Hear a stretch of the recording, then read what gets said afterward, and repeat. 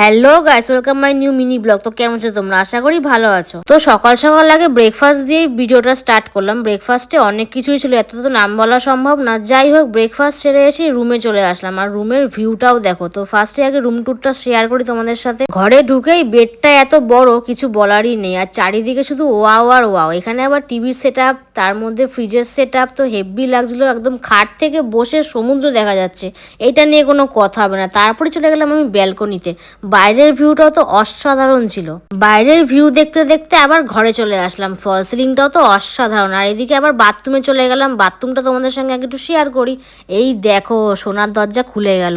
চারিদিকে শুধু সাজানো আর গুছানো, কোনো কথা হবে না। নিজের থোড়াটা একটু শেয়ার করলাম ফর্মা দিয়ে যে কেমন লাগছিল। আর এদিকে দেখো, বড় একটা বাথটব রয়েছে, কিছু বলার নেই। এত বড় বাথটব আমি সিরিয়াসলি ফার্স্ট টাইম দেখলাম। তারপর এখানে আবার চায়ের সামগ্রী রেখে গেছে এরা।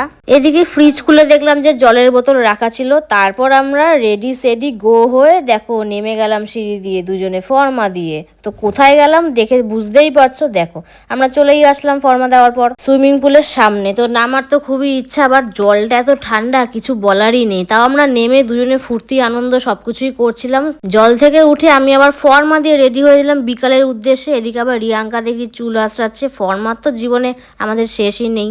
আমরা আবার হাঁটি হাঁটি পা করে বাইরে বেরিয়ে গেলাম। আর বাইরে বেরিয়ে দেখছি চারিদিকটা শুধু অন্ধকার। না থাক, রুমের সামনে এখানে আবার আলোও আছে, তাই একটু ফর্মা দিচ্ছিলাম। এসে আবার আমরা একটু চা মুখ করে নিলাম। চা মুখ কেন বললাম, কারণ চাটা সত্যি খুব মিষ্টি ছিল, তাই বললাম চা মুখ। এদিকে চা খেতে খেতে বাইরে ভিউটাও শেয়ার করলাম। আর এদিকে দেখো, দুজনে থোবড়াটাও দেখালাম। রাত্রে ঘরে এসে ফিশ পকোড়া স্যান্ডউইচ দিয়ে নিলাম। তো এই মিনি ব্লগটা তোমাদের যদি ভালো লেগে থাকে অবশ্যই লাইক কমেন্ট শেয়ার, আর মনে কর চ্যানেলটা সাবস্ক্রাইব করবে। তো অনেক রাত হয়ে গেছে, আজকে দুজনের দিক থেকে টাটা।